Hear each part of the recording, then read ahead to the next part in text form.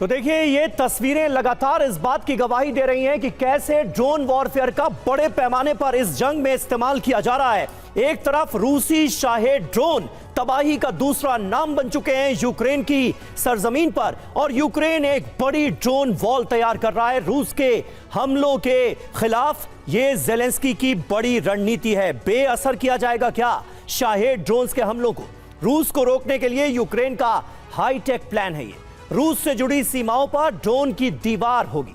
Shahed drones को रोकने के लिए ये खास ड्रोन वॉल बनाई जा रही है। अब ये ड्रोन वॉल काम कैसे करेगी? तय सीमा में एक साथ कई ड्रोन्स की तैनाती इसमें की जाएगी। ड्रोन्स की कमांड वॉर रूम से जुड़ी होगी। ड्रोन्स अलग अलग ऊंचाई पर तैनात होंगे। ड्रोन दिखने में बेहद छोटे लेकिन संख्या में ज्यादा होंगे। ये ड्रोन्स रडार की पकड़ में नहीं आते, नहीं देखे जा सकेंगे। रूसी ड्रोन सीमा में घुसने से पहले ही इन्हें मार दिया जाएगा। ड्रोन दीवार की जरूरत क्यों पड़ी? रूस ने दरअसल शाहेद ड्रोन से हमले बहुत तेज कर दिए हैं। शाहेद से रोजाना करीब 120 हमले हो रहे हैं। अक्टूबर में ही 4200 से ज्यादा ड्रोन अटैक अंजाम दिए गए। और हमारे साथ दो बहुत खास मेहमान मौजूद हैं। मेजर जनरल ए के सिवाच हमारे साथ मौजूद हैं और air vice marshal OP Tiwari ji भी हमारे साथ मौजूद हैं। सिवाच साहब, इस ड्रोन वॉल की खबर को देखकर पहली बात आपके जहन में क्या आ रही है? क्योंकि शाहेद ड्रोन पिछले कई महीनों से जिस तरह की तबाही यूक्रेन के अंदर मचा रहे हैं, काफी दिनों से ये अंदाजा लगाया जा रहा था कि यूक्रेन जल्द ही इसकी काट ढूंढेगा, और अब ये खबर हमारे सामने है। हाँ बिल्कुल, देखो समीर, ड्रोन जो है इस लड़ाई के अंदर एक बड़ा महत्वपूर्ण रोल प्ले करें। और यही नहीं, अगर आप देखें कि जब अजरबैजान और आर्मेनिया की लड़ाई हुई थी तो अजरबैजान की जीत का कारण था जो ड्रोन उसको मिले थे टर्की से और इजराइल से।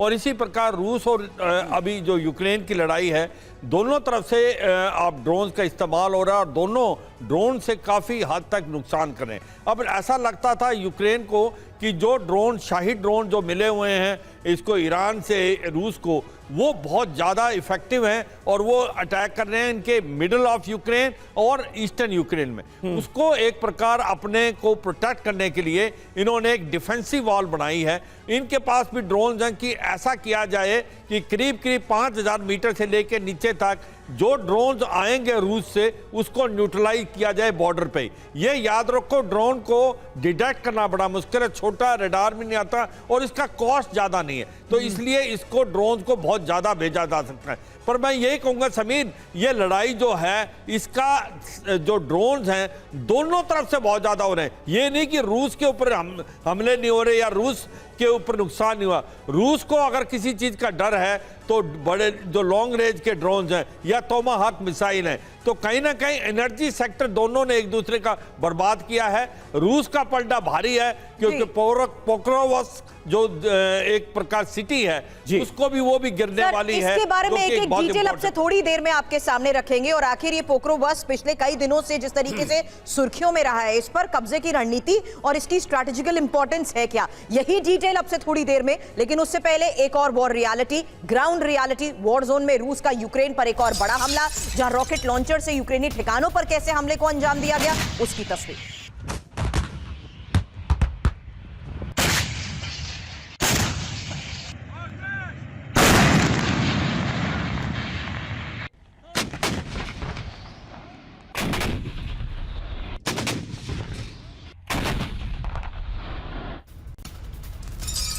और ज़ेपोरिजिया में रूसी टैंक ब्रिगेड का हमला हुआ है। यूक्रेनी सैन्य ठिकानों को बनाया गया है निशाना। ये देखिए तस्वीरें। हमले में यूक्रेन को भारी नुकसान की खबर है।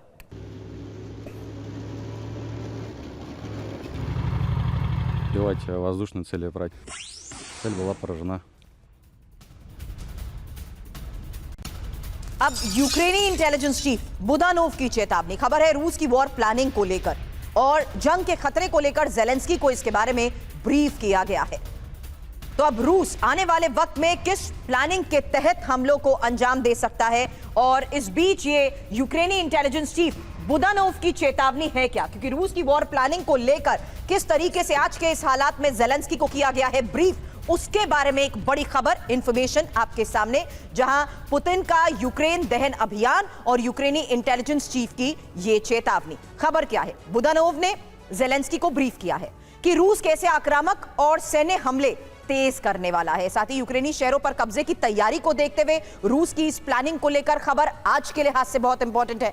नए हमलों के जरिए डराने की कोशिश और साथ ही आर्थिक और राजनीतिक दबाव भी जिस तरीके से बनाने की कोशिश हो रही है, सेना और सरकार में रूसी दखल की कोशिश ऐसे में तिवारी सर बहुत बड़े सवाल खड़े करती है। हालांकि हाई वैल्यू टारगेट्स को लेकर रूस की सेना की तैयारी को लेकर पिछले कई दिनों से खबरें हैं, जहां नए सैनिकों की भर्ती का प्लान भी बनाया गया है और युवाओं की भर्ती की योजना भी है और सेना को फ्रंट लाइन पर मजबूत बनाने की इस कोशिश में तिवारी सर आज के इस हालात में यूक्रेन को गवर्न करने के साथ साथ जो फाइनल स्टेज की प्लानिंग एग्जीक्यूट हो रही है उसको लेकर रूस की ये तैयारी क्या लगता है अब जल्द अमल में आ सकती है? तिवारी साहब देखिए, रूस ने अपनी टैक्टिक्स यूक्रेन पर वॉर करने के लिए काफ़ी बदलाव लेके आया है।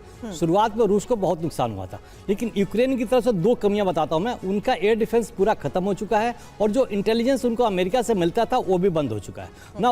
रूस जिस तरीके से कर रहा है अभी, जिस तरीके से अपनी लड़ाई लड़ रहा है, रूस नहीं चाहता कि वहाँ की जनता को ज़्यादा कम से कम परेशानी हो। इसलिए इंफ्रास्ट्रक्चर अवॉइड करने के, इंफ्रास्ट्रक्चर जो पावर इंफ्रास्ट्रक्चर है, एनर्जी इंफ्रास्ट्रक्चर है, उसको डिस्ट्रॉय कर रहा ताकि लोगों को परेशानी हो बट मरे नहीं।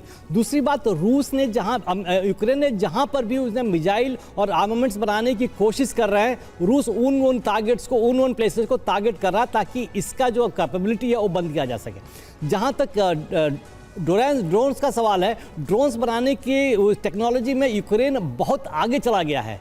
जैसे कहते हैं ना, necessity is the mother of invention. तो इस वॉर का ये हुआ कि ड्रोन की टेक्नोलॉजी बहुत आगे चली गई है और यूक्रेन बड़े अच्छे drone America, Australian scientist, engineers के बदौलत हेल्प के अनुसार बना चुका है। तो इतनी जगह बन रहा है कि उसको रशिया को डिस्ट्रॉय करना इतना आसान नहीं है, because it is wide dispersed है। कई कहते हैं कि फर्नीचर फैक्ट्री में बना रहा है, लेकिन कोशिश यही जारी है। लेकिन ड्रोन का एक डिसएडवांटेज ये है कि ग्रुप में ड्रोन जाएंगे, लेकिन जो नुकसान करने की कैपेबिलिटी है ड्रोन की वो बहुत कम है। एक न्यूसेंस वैल्यू हो सकता है, कोई बहुत बड़ा इंफ्रास्ट्रक्चर लंबी तरीके से डिस्ट्रॉय नहीं कर सकता। और जहाँ तक ड्रोन रशिया का सवाल है, जो उसने अभी ईरान से लिए थे, उस ड्रोन को मॉडिफाई किया है और उसकी फ्लाइंग कैपेबिलिटी 25,000 फीट तक जा रही है। इसीलिए वो ज़्यादा कैप्चर करने, ज़्यादा उनको नुकसान करने में सफल हो पा रहा है। दूसरी बात मैं ये कहना चाहूँगा, रूस ने 4 प्रांत जो अपने में मिलाए थे, उसमें डोनास का करीब 19% एरिया अभी बचा हुआ है, जपोरोजिया का, खेरसोन का 25% बचा हुआ है, लुहांस्क का करीब 5% बचा हुआ है। लेकिन ये जो डोनेट्स्क में इनका प्रोग्रेस बहुत स्लो है। इसको काउंटर करने के लिए उसने सुमी रीजन्स में, खार्किव में और कीव रीजन में और ये मिकिलोव इन ओब्लास्ट में इसने करीब 4000 स्क्वायर किलोमीटर कब्जा कर चुका है, ताकि अगली बार ये निगोशिएशन पर आए तो इसको बार्गेन किया जा सके और वो एरिया जो यानी रूस काफी ज्यादा बढ़त लेता हुआ नजर आ रहा है। और देखिए, यूक्रेनी सेना ने क्रास्नो और मेस में हमला किया है। जबरदस्त ड्रोन हमलों से ये पूरा इलाका दहल गया। रूसी सैन्य पोजीशन पर ये टारगेटेड अटैक था। तस्वीरें आपको दिखाएंगे क्रास्नो और मेस की। ये देखिए तस्वीरें, किस तरह से यहां पर बड़े अटैक को अंजाम दिया गया है। रूसी सैन्य पोजीशन पर ये हमला किया गया।